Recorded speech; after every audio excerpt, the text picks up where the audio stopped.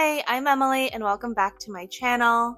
I'm going to show you how to make this DIY initial jewelry box using heat transfer vinyl and your CRICUT and CRICUT heat press.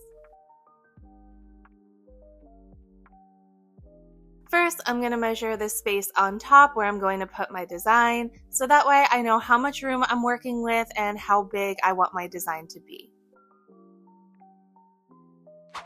I'm going into design space. My last initial is M, so I already have that here on my canvas. I'm going to change the sizing so that way the initial is going to be 1.3 inches wide because I have about 1.4 inches of space to work with. Design Space just did a new update, so you have to click on the text first and then go up here where it says edit, and it pulls all of the options up for you on the left, whereas before they were all up top. And the font that I'm using today is Corinthia. So now that it's all ready, I'm going to go up to make and click on the mat. My design comes up on my mat. When I cut out my vinyl, I'm going to make it a little bit bigger than the design so that way I have enough vinyl to work with.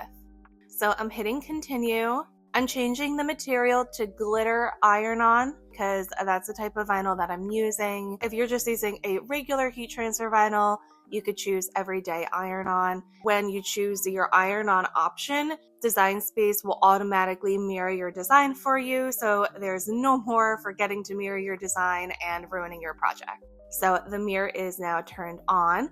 I'm just leaving the pressure setting at default. I'm cutting out a piece of vinyl that's around 2 inches by 2 inches, so that way I know that I have enough. And since I'm working with heat transfer vinyl, I'm placing it shiny side down on my mat. And I'm giving it a good scrape so that way it doesn't move in the process of cutting.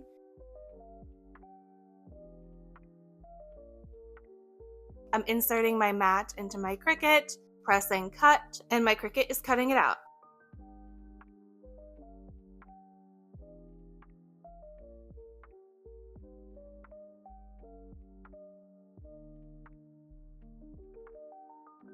Next step is the weeding process, and usually iron-on is incredibly easy to weed.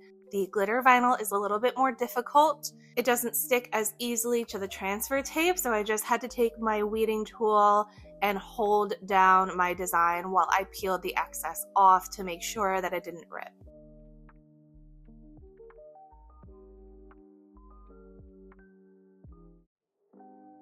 Here it is, it's all ready to be placed.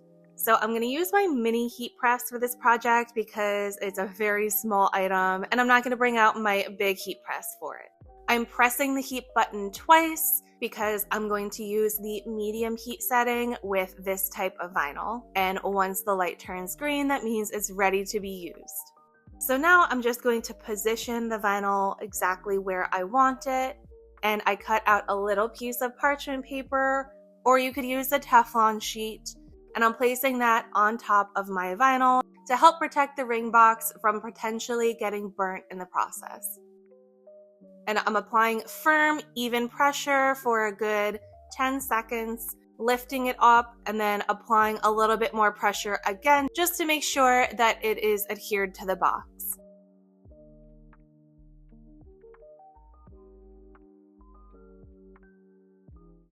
I'm letting it cool completely before I peel the tape off, leaving just the design behind. This is how it looks when it's all done. I think this is stunning and it is such a good gift for a bride-to-be or even a good wedding DIY to make yourself. Thank you so much for watching, and if you want to see more crafting content like this, just subscribe to my channel and I'll see you in the next one.